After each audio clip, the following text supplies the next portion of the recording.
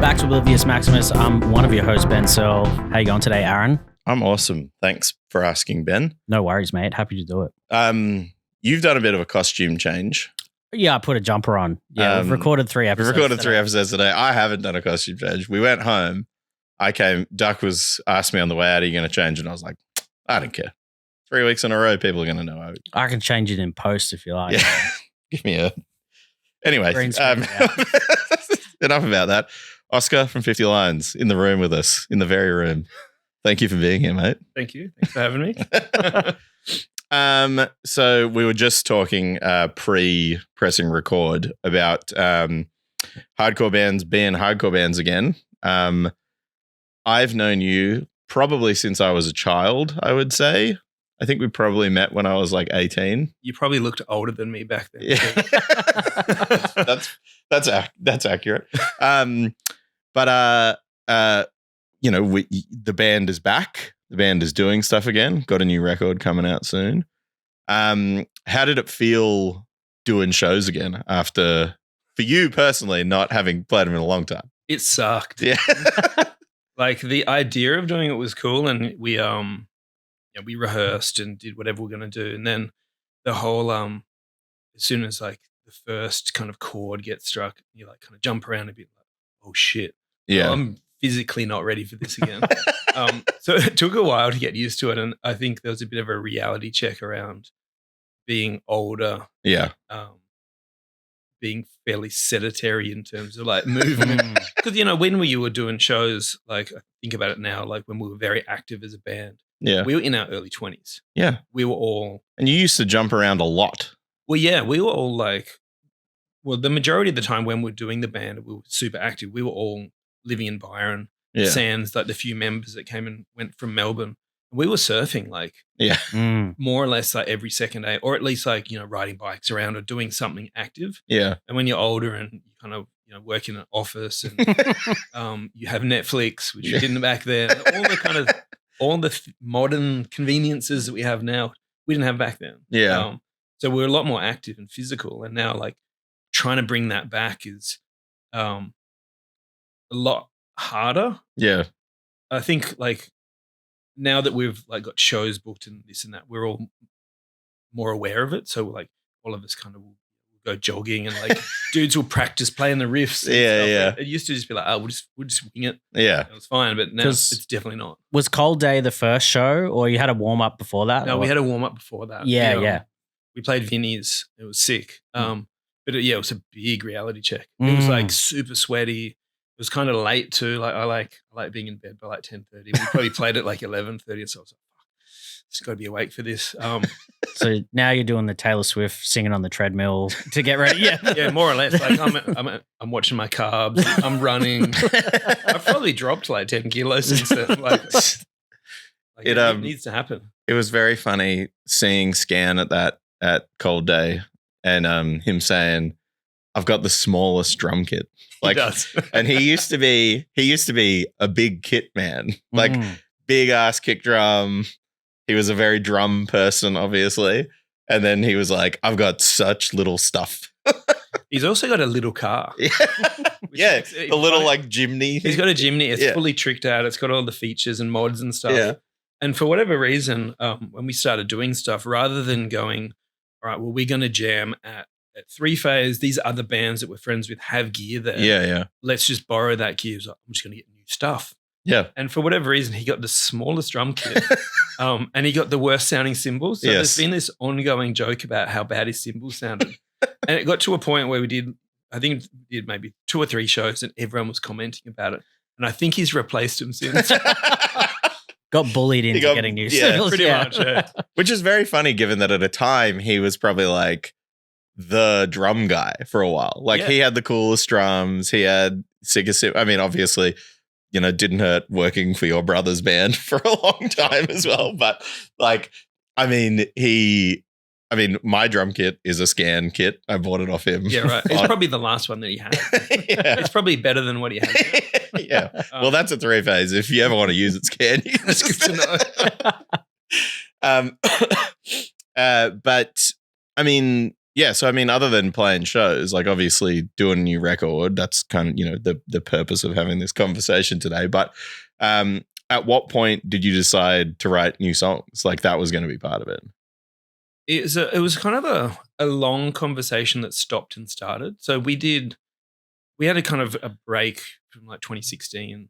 Yeah. We didn't play for a while, and then someone reached out and was like, "Oh, do you want to do Unify, Parkway, doing 20 years of whatever record it was, 20 years." Yeah. And everyone was like, "Yeah, we'll do it." And then we did a show at Bendigo. We did Unify. And when we're at Unify, Amity were on as well, and Dan was there. Yeah. Who's one of our founding members. He wrote a lot of the early 50L stuff, and we were kind of sitting backstage, and he was kind of like playing around, going, "Oh, it'd be cool to write some stuff." Yeah. And then I think the conversation continued where we exchanged emails for a while. We're like, "We're going to do a record," and he was super psyched. Yeah. And for whatever reason, some middle management from Unify or whatever got in the middle, got super weird. Ugh. And it just became like this, it was just like this sucks. Yeah. Type of conversation. And we kind of cut that person out of the convo.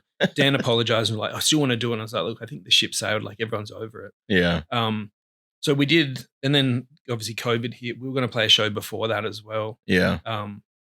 We got to a point where we weren't actively looking for shows. Yeah. It was kind of like if something comes along and it's a friend's band from the US, and we want to spend time with them and hang out and do whatever, like we'll play, but we're not going to go and try and book a show and like whatever. Like it didn't really matter anymore. Yeah. But when that Cold Day thing kind of started, we have a bit of a group chat, and the offer was thrown out. "Do you want to play this?" I sent it to everyone expecting no. Yeah. And they were like, "Yeah, we'll do it." I was like, "Okay." And then we're like, "Well, we should do a warm-up show because playing a big fest with a barrier and stuff, like Yeah. we're gonna be pretty bad." Yeah. So we did the show at Vinny's on the Gold Coast, and like it was like super small venue, it was packed. Yeah. The vibe was sick.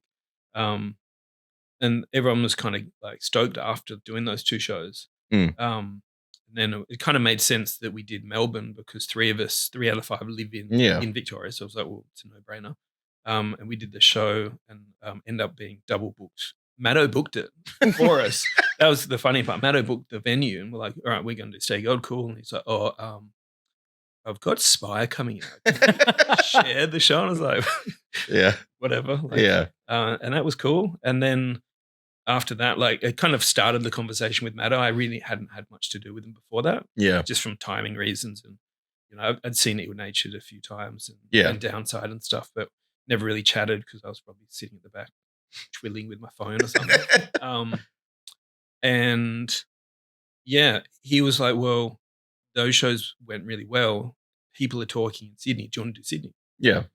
So naturally we booked Sydney, but then probably partway between us playing Melbourne and Sydney, I was talking to guys and was like, "This is like people are still interested. Like, Yeah. you want to write some more music." And the rest of the guys were like, "Well, we don't really have the mental capacity to write at the moment. Like, some of them have kids, Yeah. whatever. Dave's quite busy." They're like, "Why don't you hit up Dan?" So, all right. So, message Dan, and then like a couple of days later, get a text message back. "Yep, psyched." Yeah. Nice. So me and him were just kind of sending stuff back and forwards for a couple of months, kind of in isolation. Yeah. I would go 3-phase with whatever Dan sent me, Yeah. and I would like record my vocals, and we'd send them back and we'd slice them up. What about this? What about that? To a point where I sent some stuff to the guys and like, "This is sick." And that kind of progressed to a point where I think going from everyone not having to start at zero with an idea, Yeah. we Yeah. had a baseline. So we had like, let's say it was like 5 or 6 songs that were kind of like 50% finished. Yeah. And then the guys started getting involved and layering their stuff, and there was kind of guitar files and vocal files like flying around everywhere, to a point where everyone was on board, and yeah, it was really cool. Yeah. And so you did the whole thing remote though. More Like, or less, yeah. yeah. Well, I'd say we did like 80% of it remotely. Yeah. We had most of it done, and then it got to a point where we're like, "Well, who's going to mix it?" Yeah. And I think we had like 5 songs. We're like, "We're going to do it. We'll do an EP." Yeah. We're like, "Well, who's going to mix it?" And we were kind of throwing ideas around, and Dan was involved. Dan came down actually because we're going to demo some vocals properly because he wanted to record the vocals. Yeah. So we went to 3-phase and I rocked up. Hadn't seen him since 2018. I was like, so is this going to be weird? I roll in. He's going to. I was like, because I don't listen to Amity. Yeah. Like I'm aware of them. Like they're doing super well. Yeah. Good dudes, but it's not my thing. Yeah. Yeah. Probably like a lot of things these days. Yeah. Yeah. So I rolled in 3-phase. He's already there. He's got his laptop set up. It's wearing a Buried Alive hoodie. This is gonna be cool. It's the same. Yeah. So it's like pretty much like exactly the same. And we started recording. We got like we demoed a song with like how he wanted to record vocals. I think Boehner did some stuff as well because he came in. Yeah. And then he was like, I think that night he was like, so we've got this kid, Sam. He's drumming for us. He's filling in for the tour. He's a sick drummer. He drums in this band, Ocean Grove. He's interested to mix it, or like, can we give him a shot? And I was like, cool, whatever. Like, yeah. And then I think within like, it would have been like 6 hours. Like it was under a day. There was a returned mix. Yeah, fuck yeah. And I was That's like, awesome. Cool. Like, and we're still throwing around the ideas. And I was like, look, if someone's that keen, yeah, and it sounds like he can get to that point that quickly, like the little few differences where it's like, oh, well, we think the bass tone should sound more like No Warning. It's like you could probably teach someone that. Yeah, 100%. Like, it's not like you go to someone because they have a sick bass tone. It's like because they know how to make your sound good. Yeah. So we ended up like just kicking it off with Sam, and we exchanged. I got his details off Dan. Me and Sam went out for coffee and chatted about like what we thought the record was going to sound like and how he operates, and it ended up being perfect because we had kind of like this 80%, 90% done that we thought, and then we took it into the studio and we ended up adding so much more stuff. Like we added like an extra 3 songs on. Yeah. All that weird shit came out. Yeah. Wash. And then Bluey added a song in, which was Heaven's Gates. Which song. And Bluey like had that written. I was like, you got anything? He's like, actually, here's this fully written song. I was like, where the fuck have you been for the last year? And like, it's such a banger. And it's like, oh yeah, I think this is kind of 50-ish. I was like, as soon as we put vocals on, I was like, that's the band. That's a fucking sick song. Yeah. When you chatted to Sam about what you wanted the album to sound like, obviously you want to capture a bit of the old sound and kind of add some new stuff in there. What sort of references did you kind of chat about? I don't even know if we had references like sound-wise, to be honest. I think we had discussions internally as a band that were like, well, do we go the real... That's real loud. Sorry, brother. Love drinking. Do you go the real raw sounding avenue where it's like you all get in the one room with however many mics and you bang it out and it's like the converged kind of sound. And me and Bain was like, no, I don't think like that's probably not our sound. Like we wanted it to sound big and kind of like Time Is the Enemy had this kind of sound unintentionally where it's had these like massive roomy kind of drums and the energy kind of came from that. So we wanted to kind of bring back that to a point.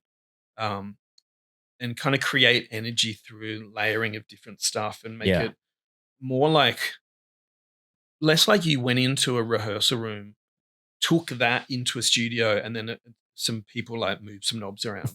It's like a lot of the production is almost like the 6th member of the band. Yeah. As opposed to here are the songs, let's record them super tight. Someone will play around with the levels, and that's the end product. Yeah. We left a lot of space for production and the weird stuff that's yeah. So obviously, when you sent me the record, you said it's weird. That was your first caveat. And I would say it is weird in the sense of a hardcore record, but also what is a hardcore record if not to be weird? So, but the weird stuff we're talking about is like there's quite a lot of electronic type stuff in there. There's samples. There's like, as you referenced it, like living your grime dream. So was that like, did that come out of fucking around with the songs, or did that come out of you went into it knowing like, hey, I want to try and put this stuff in there? So a little bit of both. Yeah. We had the songs down, like a lot of the songs down. the songs that you would go into rehearsal room and someone comes in with a riff, you put a beat to it. All right, what's the next riff? All right, we're gonna do this, and then you put vocals over the top of it. The weird stuff was I had this idea where if we grabbed some parts from some of the existing songs, maybe it's like the bass, and we put in like synthetic drums and like movie samples and made it like super weird, and then I just like sung over it like it was a hardcore song. That's where it kind of started. And then we did the first one, which has that sample through it, which is from a TV show. And the guys were like, yeah, that's sick. And I was like, I don't want it to be like, if we think it's good, I don't want it to be a record where it's like, there's that one good song. Yeah, you don't want it to just be a fully formed hardcore record with a single weird part. Well, also the way that first one was written, it's like 2 verses. So it's like there is no hook. So during the kind of recording mixing process, I basically went up to Sam and said, I need an extra day. We're doing this. I got this new one. So we did that. Me and Sam did that together. And I was like, all right, there's a vocal bit. I want you to sing this bit. And Boehner did his bit. I think we did it. It was probably like an afternoon where start to finish from 0 to the song. That was done. And I sent it to the guys. And then Bluey was like, I want to sing on this. So, and that's where that kind of weird melodic bit is. And then he added a riff in. And then we took that back with his files and then added those into the song. And that's what happened. It's sick. I mean, it's cool that it came together in such a weird like puzzle piece. Very much a version of it. It was a lot of like I think the key difference was that those songs were kind of vocals first as opposed to music first. And then we would add and subtract on top of that different like samples or like weird. Some of the noises are like me going and then like Darth Vader noises with us like fucking with different effects and stuff. Just to get a bit of a vibe to it. It was super fun. It was probably the most fun we've had in the studio. Oh, dude, like that stuff always for me is like, as obnoxious as it is, like I guess when you've been playing music for a long time, some people get really excited about recording. I don't really care. Like I like the function of doing it because then I can play shows and I have a product that I can listen to. But I'm not really like fussed on going to record guitar. If anything, it's kind of annoying because it's just I have to demo it and then I have to go fucking do it again. But I always am like, if there's any opportunity to like fuck around or add something in, that's where I'm like on the last Aglo thing, Lewis was like, it'd be cool to put like a noisy bit over this. I was like, give me those pedals, brother. Let's stop fucking around. Like I've played all the guitar I can play today. I'm just going to get annoying with pedals now. Get the trestle table out. Yeah, exactly.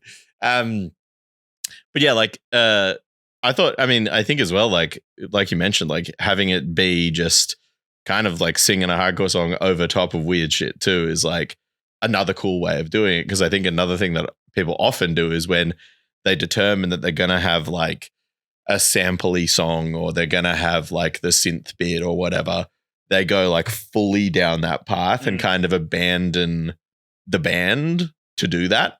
So like hearing it with, as you said, like basically it just being like the vocals of a hardcore song over top of something that is not itself a hardcore song is a cool way of like giving it a through line with the record as well. Yeah, for sure. It seems like a lot of the more interesting hardcore stuff that's coming out now is that kind of thing of like, like the Skinhead record is basically a melodic punk banner pilot style punk album with hardcore vocals over the top. It's like, it works. Yeah. I mean, like, I think the other thing too is, age, obviously. I think like as you get older as well, you start actually like absorbing other influences and, because I think old 50 Lions records, old records I've played on too, it was like, that was the thing I was obsessed with at the time. So that's what the band sounded like. Yeah. And these are the peers that we have and these are the tours that we're doing. So that's the record that we're going to record. For sure. Like coming back to that kind of age point, like when we were doing early 50L and like when we were heavily touring and stuff, we were in our early 20s. So we were like only listening to hardcore. Yeah. But like I listened a lot of hip hop still back then. And Boz and Dan and the guys were like pop punk kids. Yeah. But it was still like New York hardcore was like the core. Yeah. And I think now it's like we have the core is actually old 50L. Yeah, yeah. Like, as opposed to like No Warning or like Handball or like Chromex or whatever. It's like the core is now like our old catalog and stuff that sounds similar, and then doing stuff on top of that that's like slightly different or adjacent. Yeah, yeah. And, you know, the guys also have other projects. Like Bane has got Outsiders Code. Yeah. He's doing 95 Reunion. So we've added like bits from that in, I guess, as well. Like, like Bane has got a lot of singing bits that are sick, and Bluey's added like singing bit. We've never had singing bits. Yeah, yeah. But there's like these underlying melodies that he's added in from him doing his band as well. Yeah, yeah. I mean, I think the other thing too is like, the finding when the band starts influencing itself that's like I think that's where you finally hit your stride as a band or as a musical entity. I mean, I think that was kind of like the downfall of every band that I did when I was younger. It was like even I Exist, I would say, is a good example of like every I Exist record sounds different. And the reason every I Exist record sounds different is because we never just let ourselves be I Exist. It was like the first record actually was that. Like it was taking our influences, putting it out on a record. Then the second record was like, we were playing so many more like metal and doomy stoner shows. So we're like, we got to write a doom stoner record because that's the shows we're playing. And then the third record is like a fighting back against that and kind of trying to mash it all together. And I think I think if we do, I think we will, if we do write new stuff, this will probably be the coolest stuff to do because it'll actually just be the record that the band is. And I think the updated version of that for me is like doing this Aglo stuff by myself. I very quickly went from like demo to record because I was like, well, now I know that I just need to sound like myself. Yeah. Like I don't need to try and be, 5 other things mashed together and, getting influences tied up with other people or whatever. It was just like, this is what I want to sound like. That's what it's going to be. And then every version of it now is just hopefully the improved version of the one before, Do you think having some time out from it, I guess before when you're in it, you're kind of like, well, we want to do this so we can get these shows or go to the States, or now you can just kind of have some fun with it? Yeah, for sure. Yeah. Like even just the process of recording, like this record specifically was completely different than anything else we've done. Like the other records where we will block in a certain amount of time with whatever studio it was and we'll plan out and we'll probably not hit the deadline. Yeah. And by the end, it's like you have like a day to do vocals and then we've got this small window to mix and that's it. Yeah. And that had been the case with all of the records bar like a 7-inch that we put out prior to this record. Yeah. But this was very much like a very iterative thing where like we would have something more or less done and then like, all right, we're going to add this bit. And I'd call up Sam and I'd drive down to his place after work for like 3 hours. Yeah. And we'd sit there and fuck around and like we'd get stuff done or we wouldn't. And then that was kind of it. And we had a timeline because we were kind of, when we had the shows and we were talking about doing a record, it was, all right, well, if we're going to do a record, we're going to do a tour. Yeah. So when's everyone free? Yeah. Yeah. We got to start like booking stuff. It was because Dave's a wedding photographer. It's like, he has a schedule. Like people don't play around with weddings. Like book out far in advance. Yeah. So it was very much like probably almost a year in advance of like, we're going to tour in October. Dave's like, here's 3 weekends. Here's a window where we get 3 weekends. And he's going to like put a ring fence around those. Yeah. So we'll work backwards from that. So in order to have a record out, let's say a month before that, you need the finished product to be ready 3 months before that. Yeah. Therefore, like, here's a window. But it was very loose to a point where it's like, we are well ahead of schedule. Yeah, yeah. And that's why we put out that song before we did the Last Ride showcase in June. Yeah, like, well, it's ready. Yeah. And you got to have something as well to do that. Yeah. Yeah. So, but even then, we allowed so much time that like, and Sam worked so quickly that we didn't have to have these big blocks booked in. Yeah. It was kind of like, all right, well, yeah, come down for a couple of hours. Cool, done. And it's like, we've added like a new bit to a song. Like this song now has a breakdown at the end that didn't before. And like it's the least stressful recording experience. Yeah, that's sick. Which was sick. And Dave made the video, yeah? Yeah, the video was funny. Like, it wasn't even meant to be a video. Yeah, right. And so again, Winston sings on the song. And so how did you do that with him, and then also getting your brother, who's in one of the biggest metal bands in the world, to the power of the internet? Yeah, it was super random. Like, him being on the song in general was like, I go home to Byron every now and again to surf. Yeah. If there's a forecast and Parkway's not touring. And we were driving around and we were playing each other's demos because he had a new Parkway song that, what's it called, that new one? Like Star Wars. It's your brother, mate. I'm shit. I know the song you're talking about. The new song that they put out. The new one. So that wasn't out, and he showed it to me. And he was like, "What are you guys doing?" And I showed him some stuff. He's like, "Oh, sick! You should try this, and this." He's like, "Oh, you reckon I could be in the song?" That's so funny. I was like, "Yeah." I was like, "Actually, I'm going to need to check."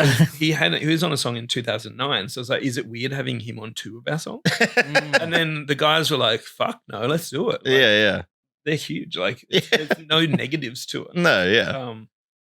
So we actually didn't know what song he was going to be on. Yeah. And then I sent him the finished record. I was like, "Well, take your pick." Yeah. And he's like, "Well, I think it'd work best if I did this song and I did these bits." Yeah.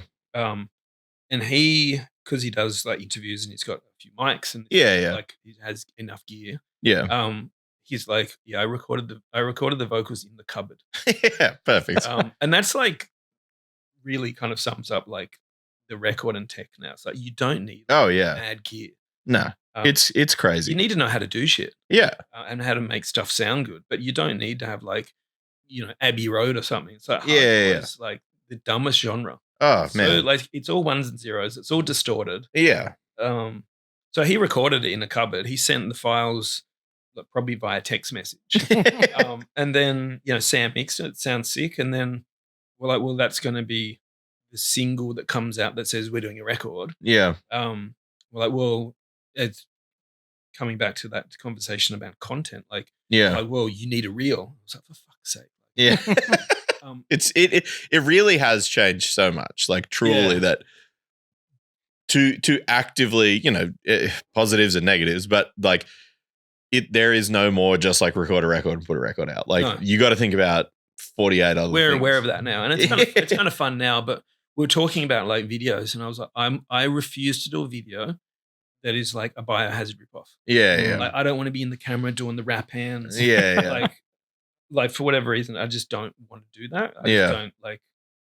It's not my personality. Yeah, exactly. It's not you. It's not we do. It's not what we do as a band. Yeah.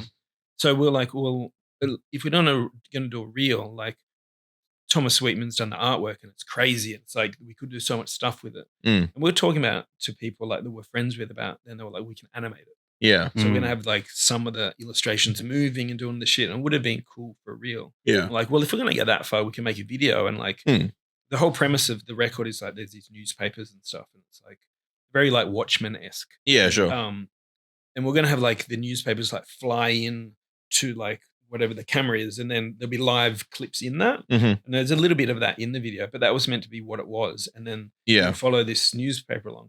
But then the people that are going to animate it kind of ghosted us. So it was very much a plan B, and we had the footage of like us playing. Yeah, sure. And then my brother was like, well, can you do some stuff? Yeah. And he's like, yeah, I'm on tour. They have a video guy. Yeah. So they went into like an alley behind a Marriott in like Maryland somewhere. he sent me videos of like, he's wearing like trackies and shit, and he's got this guy with him with like a light.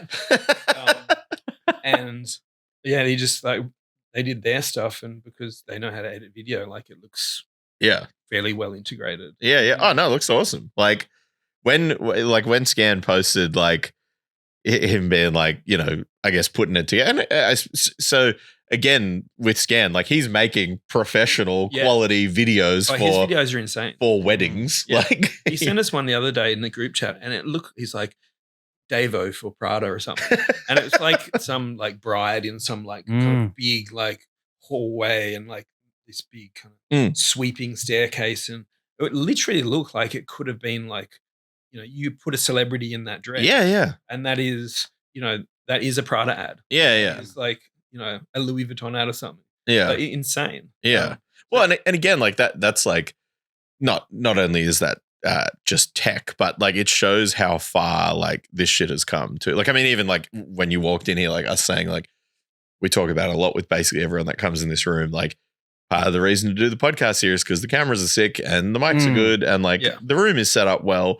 But again, like man, when the first records that I did, it was your phones couldn't even have voicemail or voice memo at the time. It was like, who do I know that's got that thing that I can plug my guitar into? And that was the one person who, did all of it. Whereas now you can do all of it yourself, basically. And that's it. It's really funny now because studios, unless you're recording, like if you're a proper pop band and you're playing proper instruments, and you want a certain very specific sound, like a lot of it's like you have a little interface, costs a couple $100. Yeah. You have a specific mic, which is probably another couple $100. You plug it in, and you play your instrument or you sing, and that's like all you need in terms of raw files. And then on top of that, that's where the skill and expertise comes in. Yeah. Like you need the software and shit, but it's very obtainable. Yeah. Back in the day, it wasn't. It's almost more impressive when someone has something that sounds like dog shit now. Yeah. Like, how'd you get that? Yeah. Like, there's so much cool shit. When I mean, again, this is real throwing random shade at people, but like, if I ever hear a podcast now that sounds bad, I'm just furious because I'm like, it's so easy to make this sound good. And ourselves, if ours ever sounds bad, I'm like even more off it because I'm like, what the fuck do we do? Like, well, it's like back in the day, you'd have to fuck around in GarageBand or whatever, if that. Yeah. And the other day, I was Adobe Audition podcast voice setting fixed. Like it's truly crazy. Yeah. I mean, and it like this platform has grown and changed so much since like I read the first episode 1 of Oblivious Maximus is me and Patty in our old apartment in Oak Park with one of those handheld Zoom recorder things.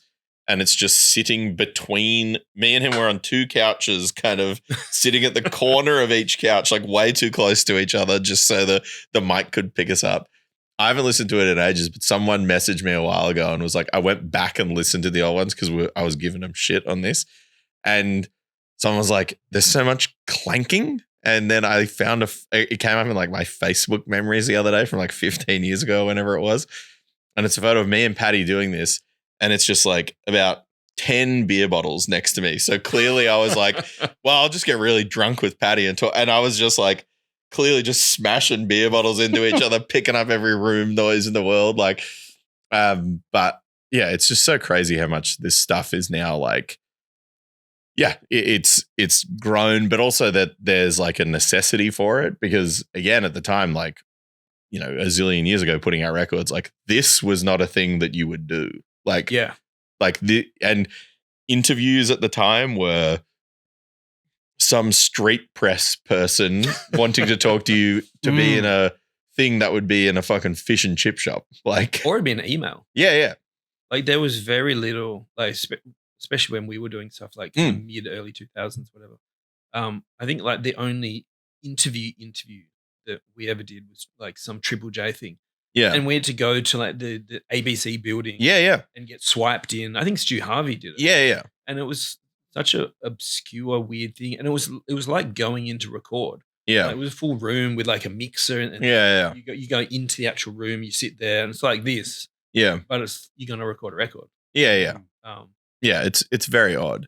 Well, reading old like Beat magazine reviews and stuff like that. Yeah. Like I was trying to remember, I swear I saw this American band, Spitalfield. And I was like, did they actually come to Australia? They were on one of the Boys of Summer tours. Really? I think 2017 maybe. Okay. It was the Misery Signals year. But couldn't have been, that would be like 2000. That would have been. Was that earlier? Way earlier. Must have been way earlier. We did 2010. Yeah. Yeah, it must have been way earlier. And then, but the review was just by some old boy at Beat magazine. He doesn't like any of the bands. He's like, yeah, not my thing, but got my toes tapping like in the review. Oh my God. I'm like, now it would be someone who would actually enjoy it. Oh yeah. Well, and like we haven't talked about it on the podcast actually, but at that or maybe we did. At this speed show that was at the Bendigo, there was a kid who was just randomly, he's got a YouTube channel. that and was like, I'm going to document a hardcore show. Like that was just the thing that he was doing that day. Yeah. And he was wearing Meta glasses. Meta Ray-Bans. No way. And like was like him in the pit, him talking to people and talking, I guess like, And then there was a proper camera like at the back of the room too.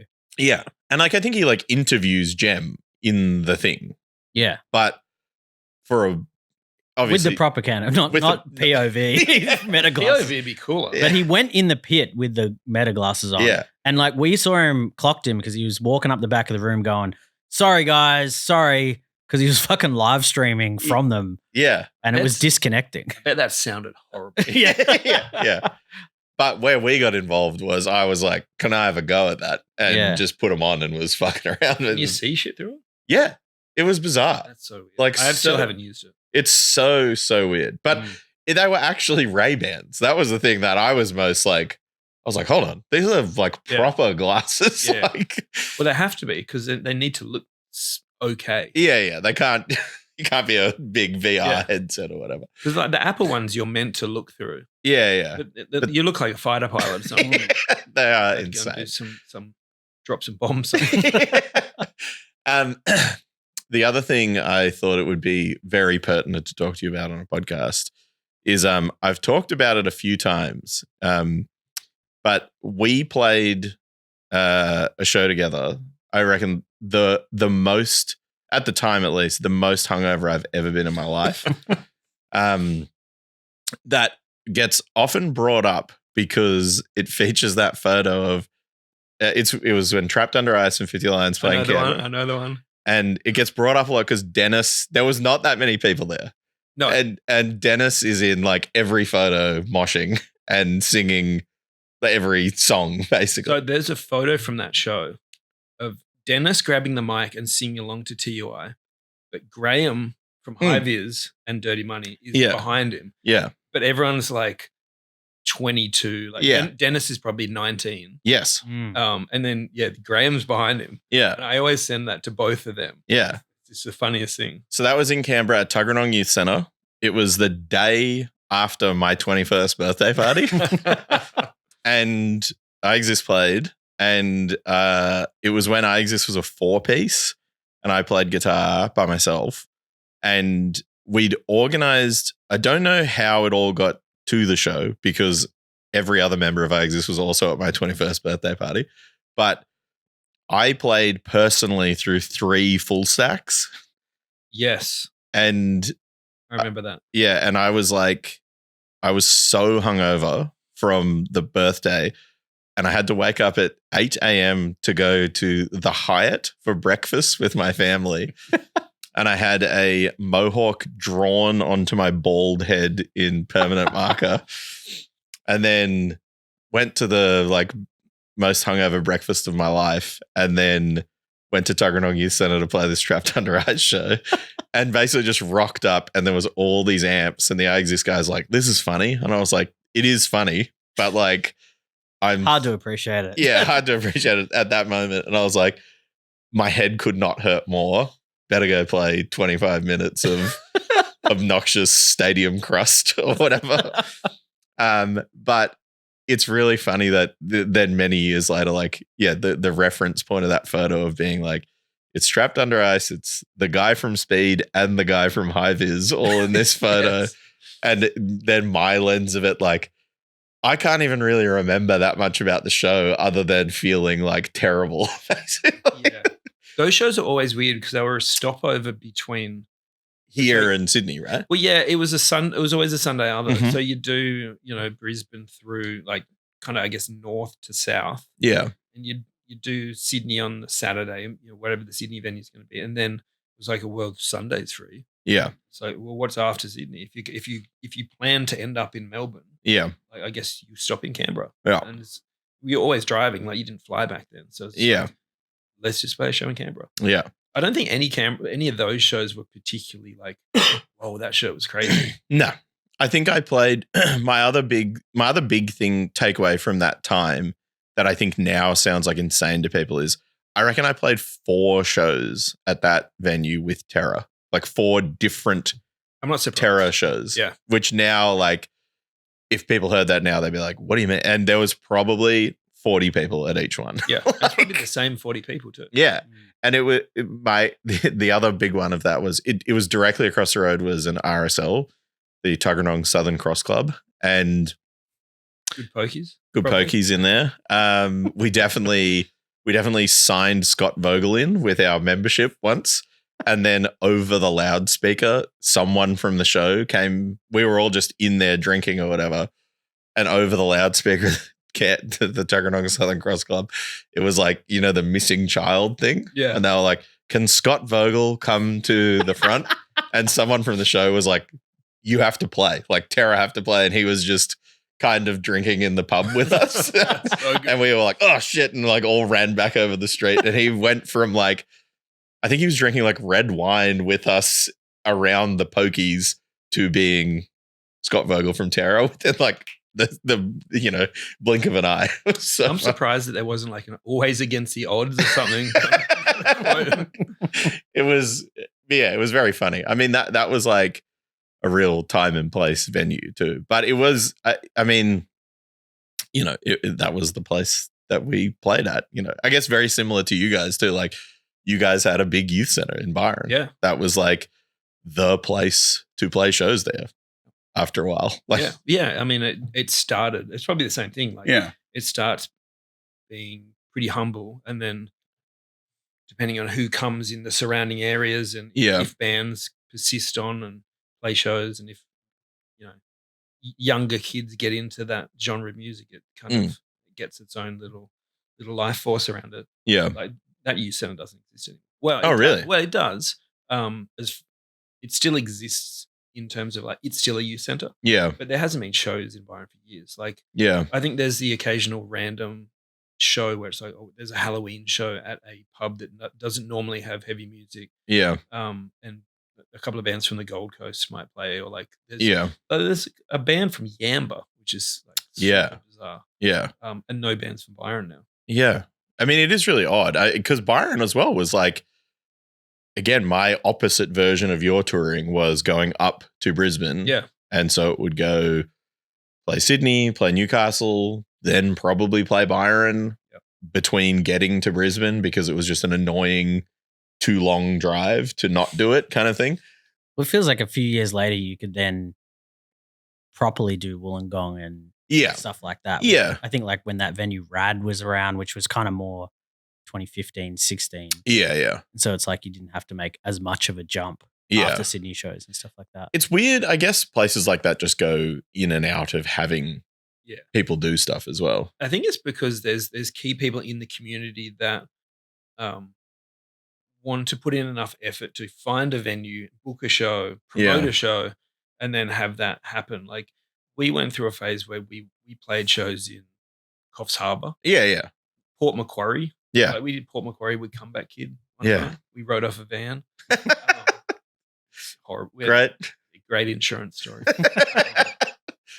Yeah, it's just like there is these different towns that pop up between the major cities that there will be a crew of kids for however many years that are into hardcore, and you know, they'll promote a show, they'll do their own bands, whatever, and then they'll probably end up moving to a city and that scene dies. Yeah.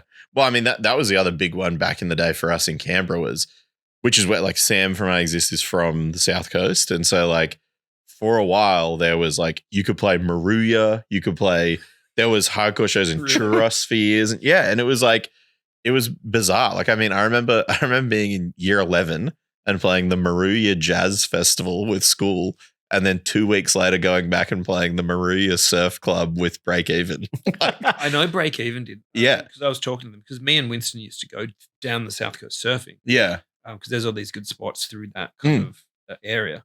But I remember more just being like, yeah, we did Maruya. It was crazy. And I was like, what the fuck? We played that show. I remember my distinct memory of it was Ben Johnson, Ben Johnson is from there, who's friends with people and now lives in Sydney. It was his birthday, I think, and I think that's why Break Even and us and stuff played. But I just remember basically it just being a room full of like young surf kids who all like, you know, Comeback Kid and stuff like that or whatever. And playing drums and sitting there, and basically it was just a timer until you hit the 2-step part, and then everyone in the room would 2-step, and then they would go back to standing still until you hit the next mosh pit or whatever. But I just distinctively remember, and at the time I had like hair down to my ass and was a metal dude, not really a part of this community at all. And there was a kid directly in front of me 2-stepping in a surf lifesaving uniform because he'd clearly come literally from working at the beach to the hardcore show. But just seeing a kid in red and yellow kit 2-stepping was so funny. All right, we're coming to the end of this chat here. When I don't expect you to off the dome know all your tour dates, but record comes out October 3. Mm-hmm. Loosely, the shows are the end of October, correct? Mid-October. Mid-October, okay. So we're doing Melbourne 16th, mm-hmm. and then we're playing Adelaide with No Apologies. We're doing mm-hmm. like split record release show. Yeah. Lucky Adelaide. Yeah. And then we're doing Perth. Yep. And then Brisbane, Sydney, and then we're doing Frankston. Nice. Singing Bird. Yeah. DOC. It is very sick down there. That'll be I went to a show down there and I talked to Stu and he's like, we'd love to have you. And I was like, yeah. Cool. Yeah. Great. Well, thank you for coming and doing this, mate. Thank you for having me. Pleasure. Serlo, what do you got coming up? Geelong Comedy Fest, Thursday, 30th of October. Yep. Come to that. And yeah, that's about it for now. Shows every month at Near and Far as well. Nice. Trial shows. Come to those. I've got, by the time this comes out, whatever Aglo shows are available. Just go on the Instagram. And then the I Exist show in Canberra on the 24th of October, with No Apologies. Just getting around the country with No Apologies, everyone in this room. And Sydney on the 28th of November with Dropsaw, another band that digging other old people out of the grave. And a bunch of other bands. But yeah, that's it. Thanks for coming, Oscar. Yeah, thanks. Cheers. Bye. Bye.